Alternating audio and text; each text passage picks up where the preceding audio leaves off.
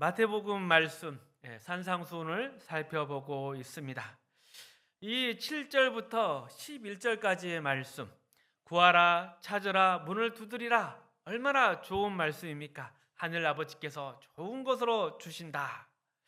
그런데 이 본문의 내용은 이런 기도의 간절함이나 정성을 강조하는 것으로 이해되기 쉬운데, 문맥에 있어서는 그러한 내용을 이야기하는 것이 아닙니다. 이 말씀의 끝 결론은 어디에 나와 있습니까? 12절에 나와 있습니다. 구하라, 찾으라, 문을 두드리라. 그러므로 무엇이든지 남에게 대접받고자 하는데도 너희도 남을 대접하라. 그러니까 이 그러므로라는 이야기는 앞에 있는 것과 뒤에 있는 것이 연결되어 있고, 이 그러므로로 시작하는 문장이 결론이라는 것입니다. 그런데 이 구하라, 찾으라, 두드려와 이 말씀과 남을 대접받고자 하는 대로 너희도 남을 대접하라, 이 말씀 두 개를 연결하는 게 쉽지가 않습니다. 하지만 차근차근 들어보시면서 왜 이런 결론이 나오고 우리가 무엇을 구하고 찾고 두드려야 되는지를 깨닫는 은혜가 있으셨으면 좋겠습니다. 먼저 이것이 앞에 말씀들을 생각해 봐야 한다는 의미에서 7장의 1절 비판하지 말라, 이것과 남을 대접하는 것에 대해서 연결해 생각해 보도록 하겠습니다. 비판하지 말라, 정죄하지 말라, 그리고 남을 받고자 하는 대로 너희도 남을 대접하라. 이것을 연결하는 것은 많이 어렵지가 않습니다. 생각해 보십시오. 내가 상대방한테 대접을 받고 싶습니다. 그런데 그런 대접을 받고 싶은데 상대방을 욕할 수 있습니까? 그럴 수는 없습니다. 내가 상대방을 심판하고 정죄해서 영광을 취한다면 상대방도 나에게 어떻게 대접하겠습니까? 똑같이 나를 심판하고 정죄할 것입니다. 그러니까 내가 상대방에게 대접받고 싶으면 나도 대접하라. 그리고 이 비판하지 말라는 연결하기가 어려운 것이 아닙니다. 자, 그렇다면 남는 문제는 무엇이겠습니까? 어떻게 남을 대접할 것인가? 이 문제가 남는 것이죠. 그래야 그 대접대로 나한테 돌아올 테니까. 우리가 받고 싶은 대접은 무엇입니까? 저 사람은 참 의로운 사람이다. 이런 대접을, 이런 인정을 받고 싶지 않습니까? 이런 영광을 얻고 싶으면 나도 남을 대접할 때 어떻게 대접해야 되겠습니까? 똑같이 그런 영광으로서, 그런 의로운 사람으로서 대접을 해야 하는 것입니다. 외식하는 것으로서 이런 것을 얻을 수가 없는 것이죠. 그러면 다시 제자리로 돌아온 느낌이 듭니다. 남을 잘 대접하는 것은 무엇인가? 남을 잘 대접하는 것, 그것이 결국 산상설교의 대주제라 하겠습니다.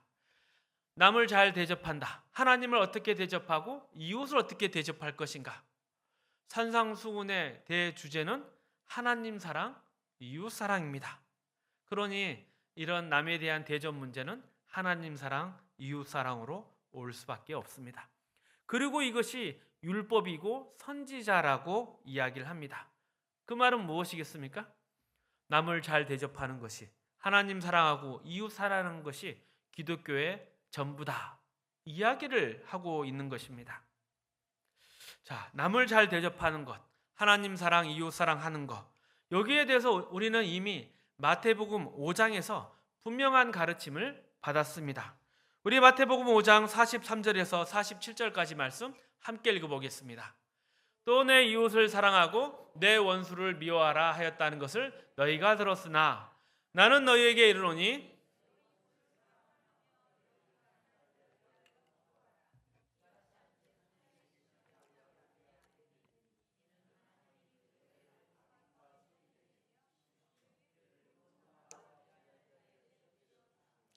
너희가 너희를 사랑하는 자를 사랑하면 무슨 상이 있으리요? 세리도 이같이 아니하느냐? 또 너희가 너희 형제에게만 무난하면 남보다 더하는 것이 무엇이냐? 이방인들도 이같이 아니하느냐. 이 본문에서 말하는 것이 무엇입니까? 남을 어떻게 대접할 것인가? 이웃을 사랑할 것인가? 자, 우리가 남보다 더 나은 것은 무엇입니까? 이방인과 다른 것은 무엇입니까? 하나님을 믿는 자, 또 하나님의 사랑 가운데 있는 자가 다른 것이 무엇입니까?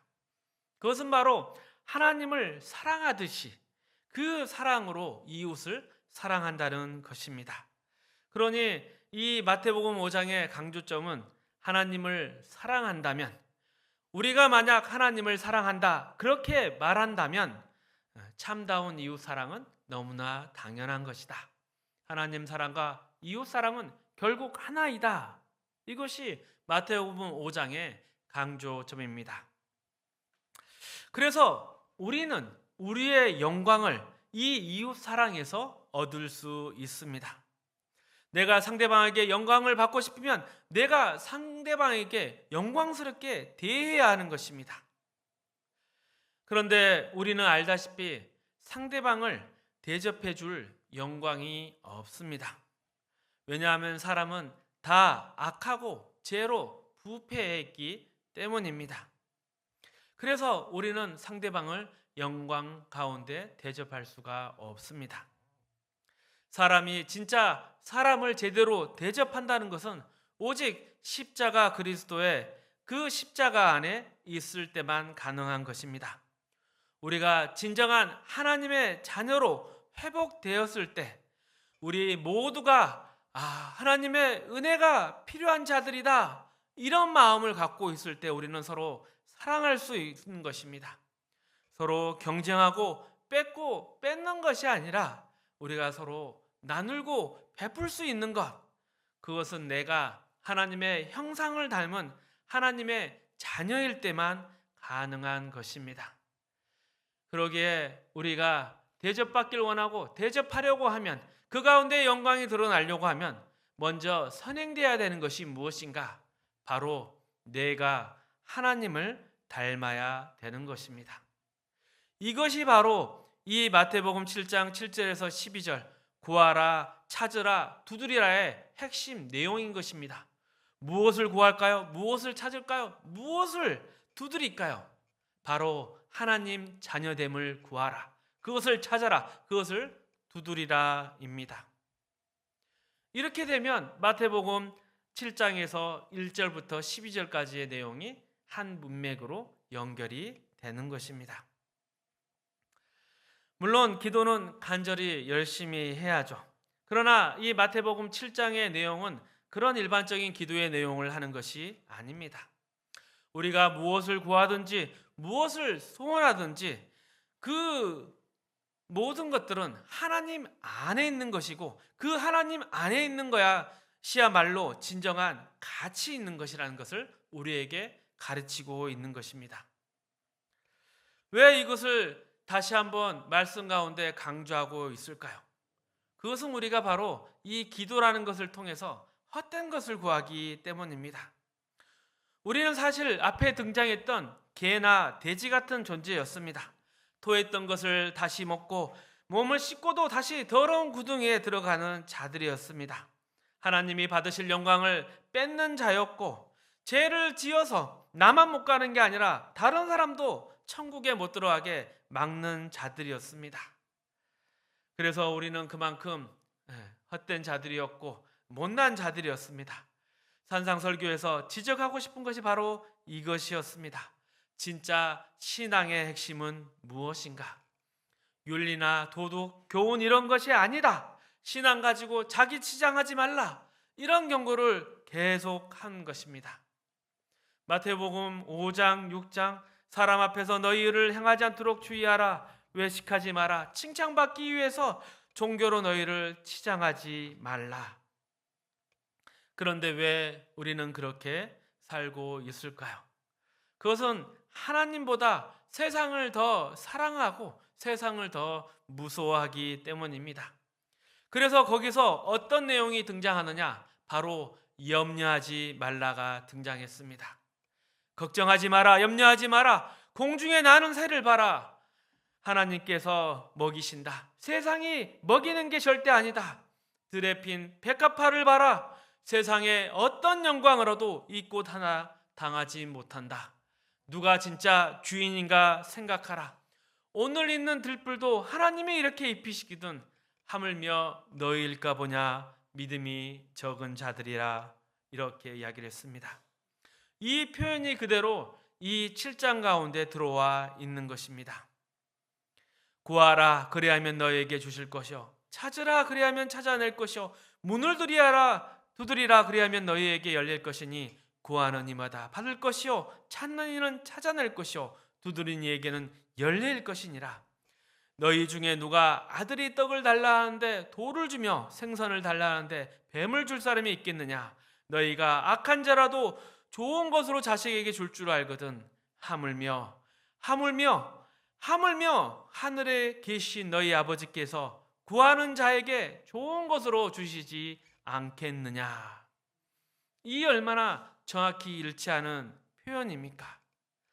오늘 있다가 내일 아궁이에 던져지는 들불도 하나님이 이렇게 입히시거든 하물며 너희일까 보느냐. 너희가 악한 자라도 좋은 것으로 자식에게 줄 줄 알거든 하물며 너희일까 보냐. 하물며 이것이 모두 하나님 안에 있는 것입니다. 그리고 또 하나님이 그것을 주시기를 기뻐하십니다. 그래서 그것을 주실 수 있는 분에게 하나님에게 구하라 찾으라 문을 두드리라 권면하고 있는 것입니다. 이것 또한 5장 48절에 이미 이렇게 이야기되어 있습니다. 그러므로 하늘에 계신 너희 아버지의 온전하신 같이 너희도 온전하라. 이것을 구하는 기도의 표현으로 바꿔보면 너희는 하나님의 온전하심을 구하라. 그리고 6장에서는 어떻습니까? 너희는 먼저 그의 나라와 그의 의를 구하라. 이것을 7장에 표현을 하면 구하라 찾으라 두드리라. 구하라 찾으라 문을 두드리라. 이 모든 표현들이 계속 반복되면서 같은 것들을 의미하고 있습니다. 계속해서 무엇을 구하라는 것입니까? 우리의 영광을 하나님께 구하라는 것입니다. 너희는 그의 나라와 그의 의를 구하라. 너희가 필요한 모든 복과 영광은 하나님의 형상대로 지은 그 인간의 참된 존재 속에 있다. 너희가 구해야 될 하나님의 나라와 의는 이런 종교적 신앙 행위가 아니다. 하나님의 나라와 의를 구한다는 것은 하나님의 형상을 본받은 존재로서 하나님 자녀로서의 우리의 삶의 문제를 뜻하고 있습니다. 우리가 존재하고 살아냄으로써 하나님의 영광이 우리 가운데 이 땅 가운데 구현되는 것입니다. 세상에서 흉내낼 수 없는 진정한 하나님의 자녀로서의 그 삶, 그것이 하나님의 영광을 구하는 것이고 하나님의 나라와 의를 구하는 것이다. 그것을 너희가 구해야 할지다. 너희가 받아야 할 대접은 세상에서 우월이다, 더 잘났다 이런 것이 아니라 너희가 받아야 할 대접은 하나님의 자녀로서의 대접이고 그것을 또한 다른 사람에게 대접해야 될 것이다. 그리고 이것이 가능한 것은 너희가 먼저 하나님의 인격과 성품과 사역을 닮아야 한다. 이 이야기를 성경이 가르치고 싶어 하는 것입니다. 우리가 하나님의 자녀로서 존재한다는 것은 대단한 것입니다. 마태복음 5장의 표현을 보면 이렇습니다. 이같이 너희의 빛이 사람 앞에 비치게 하여 그들로 너희 착한 행실을 보고 하늘에 계신 너희 아버지께 영광을 돌리게 하라. 그러니까 우리를 통해서 하나님의 영광이 드러납니다. 하나님의 영광이 우리에게 달려 있습니다. 또한 우리의 착한 행실이라는 것은 뭔가 불이나 강력한 힘이나 그러한 권력이 아닙니다. 빛입니다. 존재이고 그 존재로서의 영향력입니다. 우리가 구하고 소원하고 목표하기를 애써야 하는 것들은 바로 우리에게 주신 하나님의 존재의 목적이고 창조의 의도라 하겠습니다.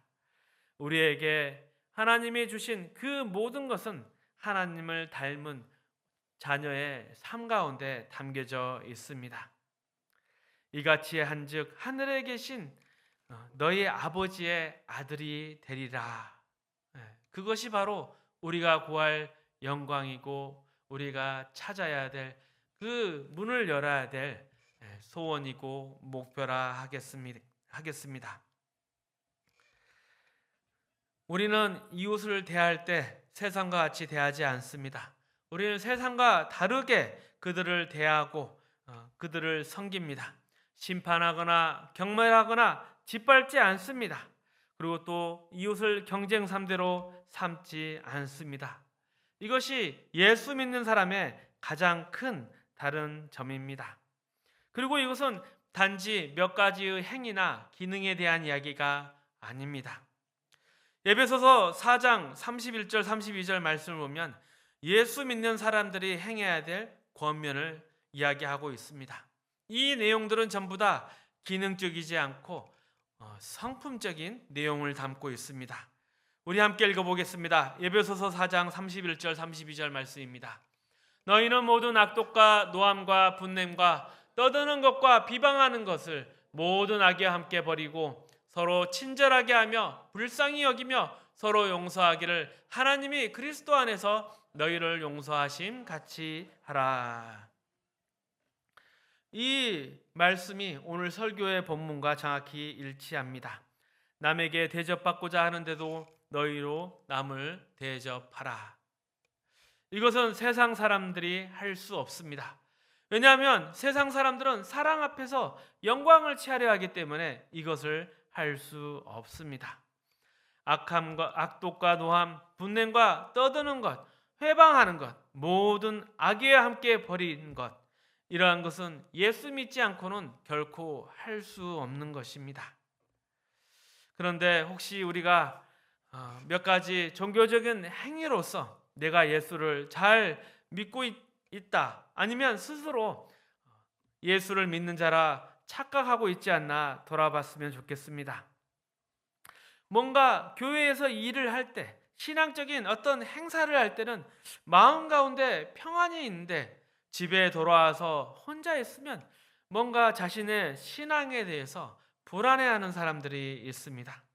종교적인 행사로 교회 일로 바쁠 때는 생각할 틈이 없어서 평안하다고 느끼는데 집에 돌아오게 되면, 혼자 있게 되면 존재의 가장 깊은 곳에서부터 내가 진짜 신앙인이 맞나, 그런 불안감을 가질 때가 혹시 있지는 않습니까?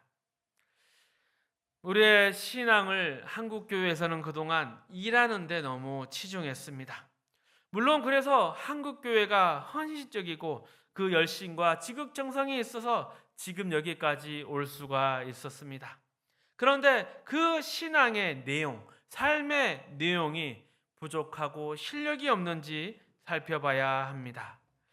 일을 하는 동안은 신이 나는데 돌아오면 늘 허전한 것, 이것은 내 스스로도 내 안에 신앙의 내용이 없다는 것을 느끼고 있기 때문입니다.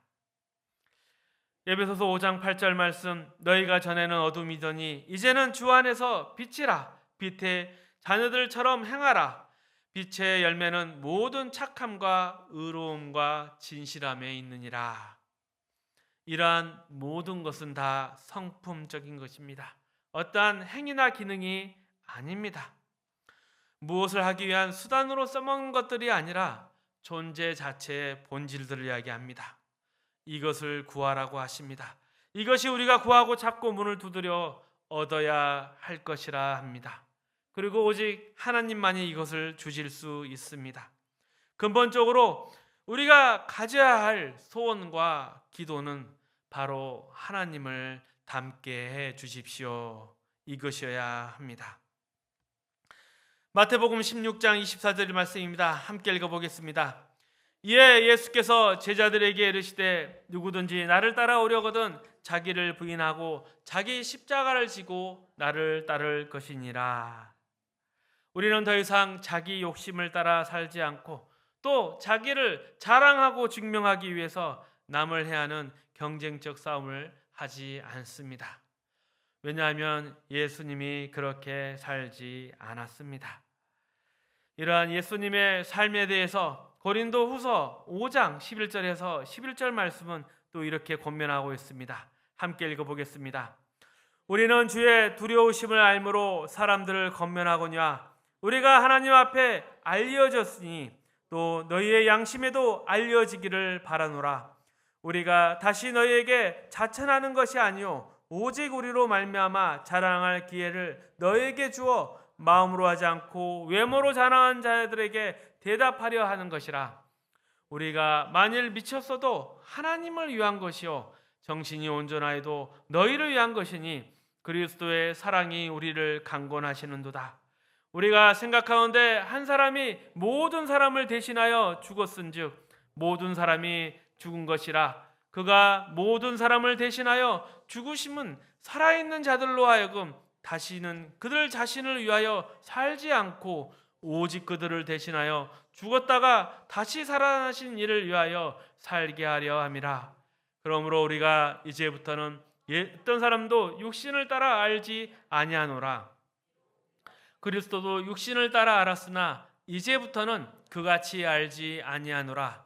그런즉 누구든지 그리스도 안에 있으면 새로운 피조물이라. 이전 것은 지나갔으니 보라 새 것이 되었도다. 아멘. 15절 말씀입니다. 그가 모든 사람을 대신하여 죽으심은 살아있는 자들로 하여금 다시는 그들 자신을 위하여 살지 않고 오직 그들을 대신하여 죽었다가 다시 살아나신 이를 위하여 살게 하려 함이라. 그러니 그리스도를 위하여 살게 한다는 것입니다. 그리스도를 위하여 산다는 것은 무슨 말인가? 그것은 그리스도를 닮고 그리스도처럼 살게 하려 한다는 것입니다. 예수님의 삶은 어땠습니까? 예수님이 이 땅에 어떻게 오셨고 어떻게 사셨습니까? 하나님이 범죄한 인간들을 심판하지 않고 복을 주시기 위해서 우리를 구원하시기 위해서 그 독생자 예수를 보내셔서 우리 죄를 대신해서 십자가에 죽게 하셨습니다. 이렇게 우리를 대접하셨습니다. 그리고 이것이 바로 우리가 구해야 할 것입니다. 우리는 자기를 위해 사는 사람들이 아닙니다. 세상 사람들은 자기를 위해서 살지만 또 이웃을 이용하고 해치고 살지만 우리는 그렇게 사는 자들이 아닙니다. 우리는 남을 대접하기 위해 사는 자들입니다. 이것이 바로 성경의 가르침입니다. 고린도후서 5장 17절 그런즉 누구든지 그리스도 안에 있으면 새로운 피조물이라. 이전 것은 지나갔으니 보라 새 것이 되었도다. 우리는 그리스도 안에서 모든 사람이 은혜가 필요한 사람이라는 것을 알고 있습니다. 그리고 이 은혜 가운데 살아가기 때문에 남을 정죄하거나 원수로 삼지 않습니다. 저 사람 또한 나처럼 은혜가 필요한 사람이다. 이렇게 주님의 사랑의 눈으로 보고 또 내가 저 사람보다 나은 것이 아니라 내가 은혜를 입어 변했기 때문에 저 사람도 은혜를 입어 변할 것이다. 이런 기대로 이웃을 보는 자들입니다.